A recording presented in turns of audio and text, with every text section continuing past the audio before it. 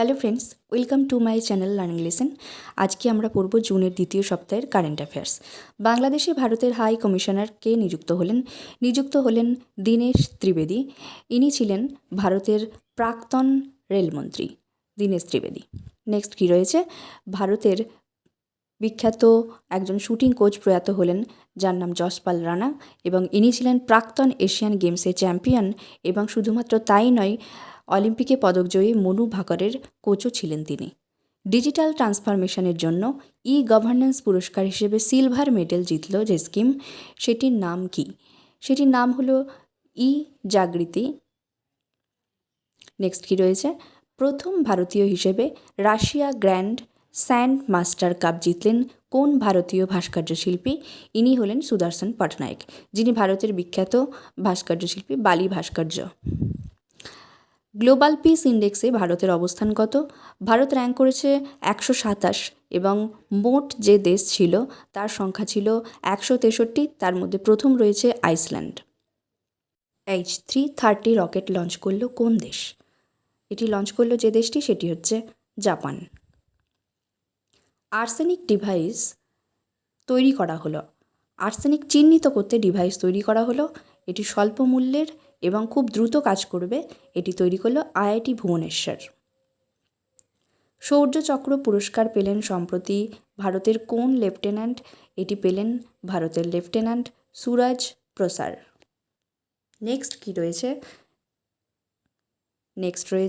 Artemis 3 mission launch করলো কোন মহাকাশ গবেষণা কেন্দ্র? এটি লঞ্চ করলো নাসা। এর পূর্বে আর্টেমিস 1, 2 এগুলো লঞ্চ করা হয়েছে। নাসা সম্পর্কে জানবো। Full form national Aeronautics and space administration, এবং নাসা প্রতিষ্ঠিত হয় 1958 সালে, এবং এটি ইউএসএতে অবস্থিত। ভারতের প্রথম AI enabled hyper scale data centre, এটা কোথায় অবস্থিত? এটি অবস্থিত জামনগরে। জামনগর ভারতের যে রাজ্যে, সেটি হচ্ছে গুজরাটে। ফ্রেঞ্চ ওপেন টেনিস পুরুষ বিভাগে জিতলেন কোন টেনিস প্লেয়ার? ইনি হলেন Alexander Zverev. Alexander Zverev French Open tennis জিতলেন। ইনি জার্মানির প্লেয়ার, এবং সবথেকে যেটি বড় ব্যাপার সেটি হচ্ছে আলেকজান্ডার জেভেরেভ জীবনের প্রথমবার কোনো গ্র্যান্ড স্ল্যাম জিতলেন। গ্র্যান্ড স্ল্যাম সম্পর্কে জানবো। 4 প্রকার হয়ে থাকে: অস্ট্রেলিয়ান, ফ্রেঞ্চ, উইম্বলডন এবং ইউএসএ। অস্ট্রেলিয়ান গ্র্যান্ড স্ল্যাম যেটি খেলা হয় হার্ড কোর্টে, ফ্রেঞ্চটি খেলা হয় রেড ক্লে কোর্টে, উইম্বলডন যেটি গ্রাস কোর্টে খেলা হয়, এবং ইউএসএ ওপেন যেটি খেলা হয় হার্ড কোর্টে। এবং এই সব থেকে এদের মধ্যে প্রাচীন যে গ্র্যান্ড স্ল্যাম সেটি হলো উইম্বলডন গ্র্যান্ড স্ল্যাম, এবং 1877 যেটি শুরু হয়। ভারতের মহিলা ফুটবল দল সাফ কাপে কোন দেশকে হারালো?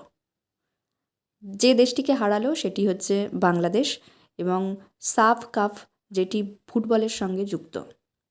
ব্রিক্সের কৃষি সংক্রান্ত মিটিং কোথায় অনুষ্ঠিত হবে?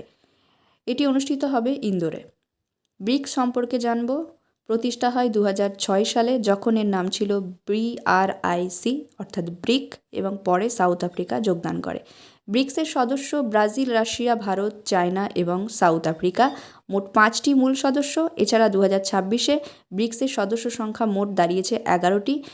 পরে যোগদান করেছে 2024 সালে মিশর, ইথিওপিয়া, ইউএই বা ইউনাইটেড আরব আমিরাত, সৌদি আরব, ইরান, এবং 2025 সালে ব্রিক্সে যোগদান করে আরও একটি দেশ, যার নাম ইন্দোনেশিয়া।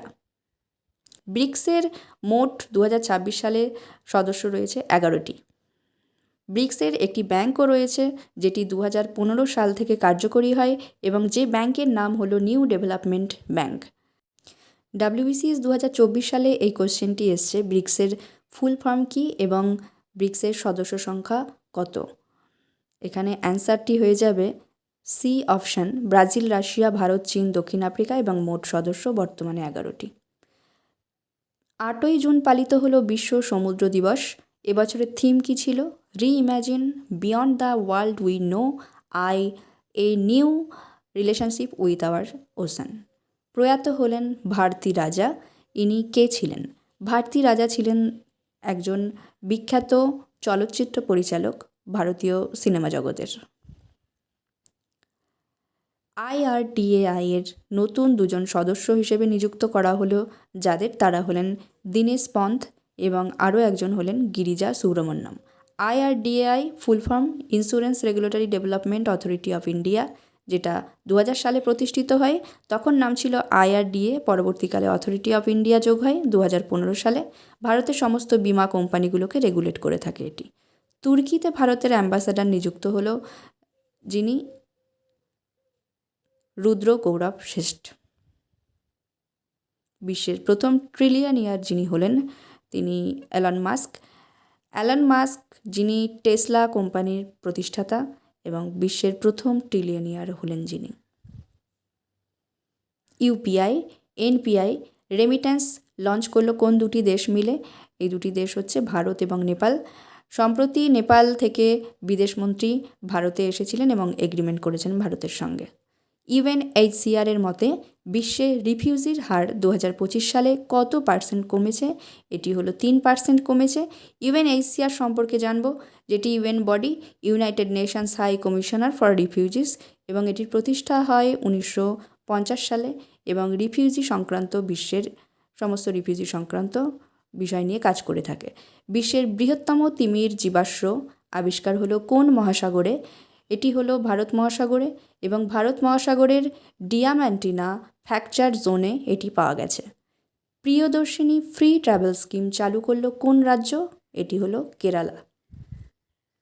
20 লক্ষ গ্রামীণ পরিবারকে ইন্টারনেট পরিষেবা দেবে এবং সেজন্যই উত্তরপ্রদেশ সরকার চালু করলো অপারেশন গঙ্গা। বিশ্বের তৃতীয় বৃহত্তম অ্যাভিয়েশন মার্কেট হলো কোন দেশ? এই দেশটি হলো ভারত। নেক্সট কী রয়েছে? মুম্বাই আন্তর্জাতিক চলচ্চিত্র উৎসব শুরু হলো এবং 2026-এ এটি কততম সংস্করণ? এটি হলো 19তম সংস্করণ। ভারতের বেস্ট পারফর্মিং কন্টেইনার পোর্ট হলো যে বন্দর, সেটি হলো জওহরলাল নেহেরু বন্দর। নেক্সট সপ্তাহে জুনের 3rd উইকের কারেন্ট অ্যাফেয়ার্স নিয়ে আসবো। ভিডিওটি ভালো লাগলে like, share, subscribe. Thank you.